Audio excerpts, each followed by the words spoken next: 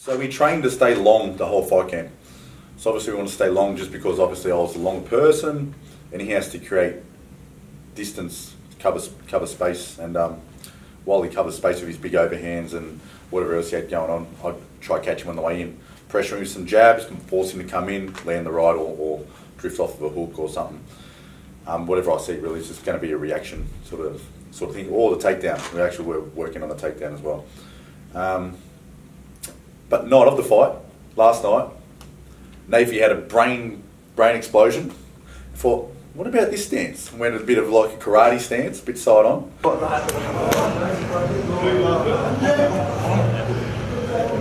feel like I'm light on my feet that way too. Yeah, why not? We're going to play that game. We're about to play a karate game. Didn't train for it, but we're going to wing it tonight. I just thought because we're being long, we've been working a lot of jabs to force him in, so I thought if I could go long with the jab, and it eliminates my right hand, but I had like the side kick and I wanted to try and muck around that a little bit. I mean, you're not going to try it in real life fights, I mean, you're never going to really learn, are you? You're not really going to know. So I thought it was going to work, and I knew that the only way this is not going to work if he lands those leg kicks. And he actually landed a couple of good leg kicks straight up. Normally I'd switch back into southpaw stance, but because I was too side on as a karate position, I wasn't fast enough to even try and move, and I was like, fuck, stuck in that position. I just copped the leg kick and I was like, fuck, I can't even check it because I'm face side on. So I thought, alright, we're going to have to really mix this up here. So I still kept the karate stance and just changed levels and try to do a bit of feint. He was moving around the outside. So really, I didn't even think I threw a punch first round. I was more just controlled pressure, which is just as good as throwing punches if you sort of know what you're doing with the controlled pressure, sticking in your guy's face so he feels in danger that he has to hesitate and throw something even though I'm not in range. So there's a lot of little things that I like to work on.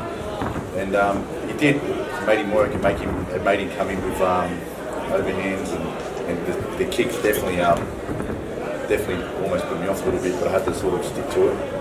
And I noticed every time I feinted, he reacted.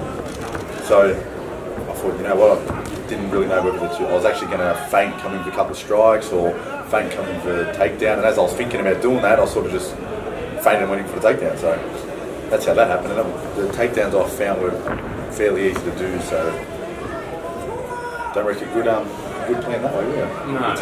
Whatever works you got to do, it's MMA.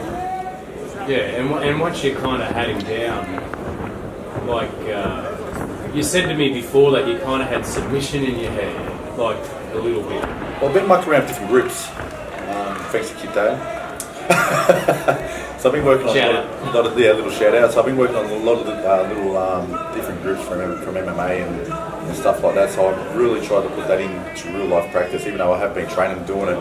The grips did work, like grabbing hands in different ways when he goes to posture up. And the only thing that got me out of surprise was he was the first one to actually do a spin in the elbow off his, like in a side control position sort of thing.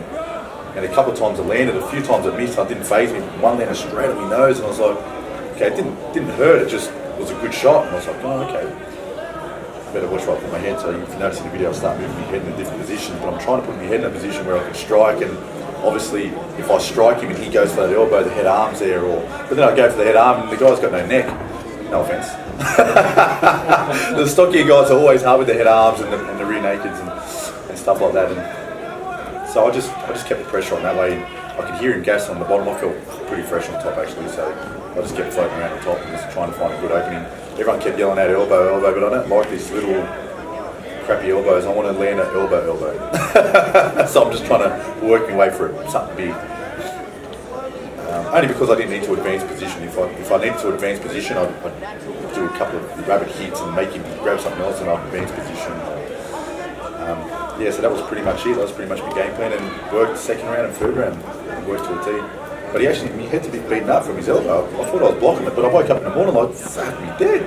This guy must have been really landing him. I thought it was his tricep just rolling off, but yeah, he did.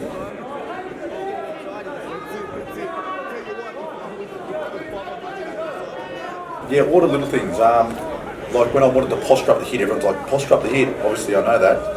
But as soon as I went to posture up that little bit too low, the elbow was coming across. I went too high. It was the forearm or the fist that was coming around. And I was like, okay, it was very hard to get a good position on him. He was very well experienced defending on the ground, which was hard. And every time he grabbed me, he was really squeezing. It wasn't like he was just holding, he was squeezing. So I had to really work the posture. Then when I did posture, I'd get hit, which was good, which is actually okay. So now I'm going to take it back to training camp and work out the little details that I'm obviously missing. And the judges judging these fouls, 27-13, 27-13, 27-13. All the three judges scored this fouls by unanimous decision, 27-13. And the winner, Blue corner. the blue corner, Nathan Reddy. Awesome, mate. Thank you.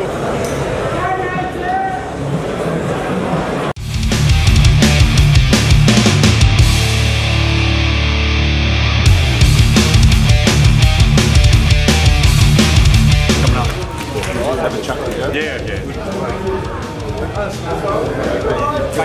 No, good, yeah. Reactions. I normally always drop up and And that range, man, the lucky stay away. give me a fat knee. Keeps committing to it. That's a good elbow through from the bottom. He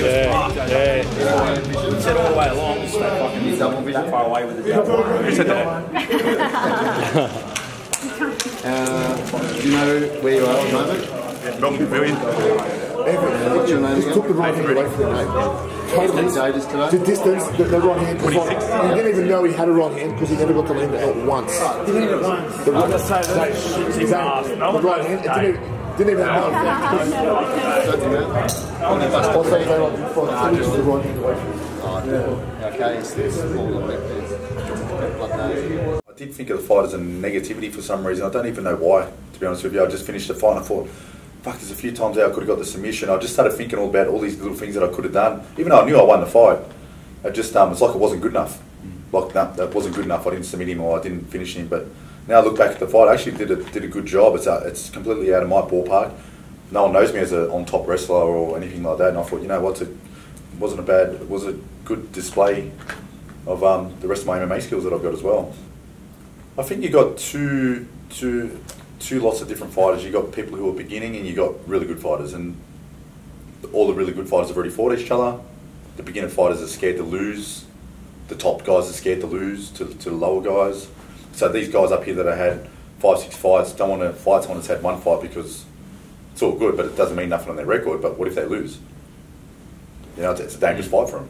It's good. It's bad for the people up top. It's great for the person down the bottom, the underdog. That's all I can think of, man. Australia's really struggling at the moment to find some really good opponents. You know what it is? I think it's just everyone's fought on having to have a perfect record. I feel that if you have not felt a loss and come back from it, you haven't really fought. Because coming back from a loss is harder than actually winning every single fight. I actually you start to get very complacent. You know what I mean? I feel like a loss really pumps you up, really gets the fire burning, really gets you looking at all your weaknesses, like exactly what I did. Jimmy Crute flogged me on the ground, got me standing up, fucked, and beat me up. And I went back and just studied it, and I was like, okay, it started from the ground. So, now look, a couple of submissions under my belt, now I'm wrestling people, which is good. I kind of like it. I kind of like the idea of if someone beats me up standing up, I can take him down, or vice versa. It's just or I can do both at the same time. And obviously I've still got to work on the transition phase of it, but everyone's got to work on something.